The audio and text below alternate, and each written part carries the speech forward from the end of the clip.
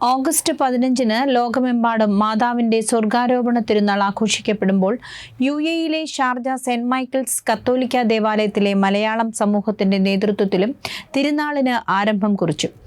ഇടവക വികാരി father Sabarimuthu, father Jose, father Reji, father Vinod, father John എന്നിവരുടെ നേതൃത്വത്തിലാണ് തിരുനാൾ തിരുക്കർമ്മങ്ങൾക്ക് കൊടിയേറിയത്.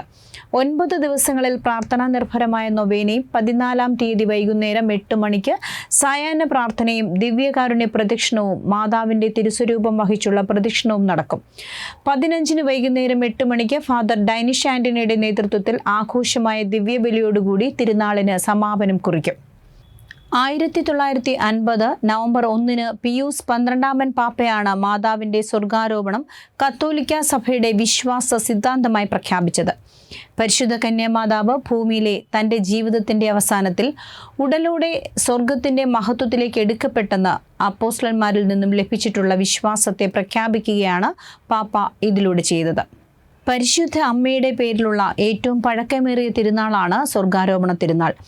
റോമൻ ചക്രവർത്തിയായ കോൺസ്റ്റന്റൈൻ ജെറുസലേം നഗരത്തെ വിശുദ്ധ നഗരമായി പുനഃസ്ഥാപിച്ച കാലങ്ങളിലാവാം ഇത് ആഘോഷിക്കപ്പെട്ടതെന്ന് കരുതുന്നു. എന്നാൽ പിന്നീട് ചക്രവർത്തിയായിരുന്ന ഹ്രെഡിയൻ ഈ നഗരം ഇടിച്ചു നിരപ്പാക്കി. 2 നൂറ്റാണ്ടോളം യേശുവിൻ്റെ എല്ലാ ഓർമ്മകളും നശിപ്പിക്കപ്പെട്ടു.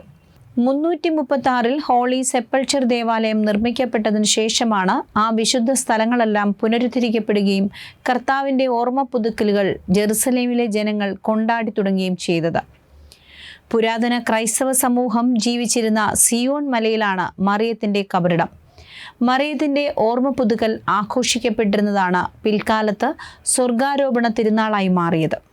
451-ൽ മെഡിറ്ററേനിയൻ ലോകത്തിലെ മുഴുവൻ മെത്രാന്മാരും പങ്കെടുത്ത കോൺസ്റ്റാന്റിനോപ്പിൾ ചാൾസിഡോൺ സൂനഹദോസ് കൂടിയപ്പോൾ തങ്ങളുടെ തലസ്ഥാനത്ത് സൂക്ഷിക്കുവാനായി പരിശുദ്ധ മറിയത്തിന്റെ തിരുശേഷിപ്പുകൾ കോൺസ്റ്റാന്റിനോപ്പിളിലേക്ക് കൊണ്ടുവരാൻ മാർസിയർ ചക്രവർത്തി ജെറുസലേമിലെ പാത്രിയാർക്കീസിനോട് ആവശ്യപ്പെട്ടു.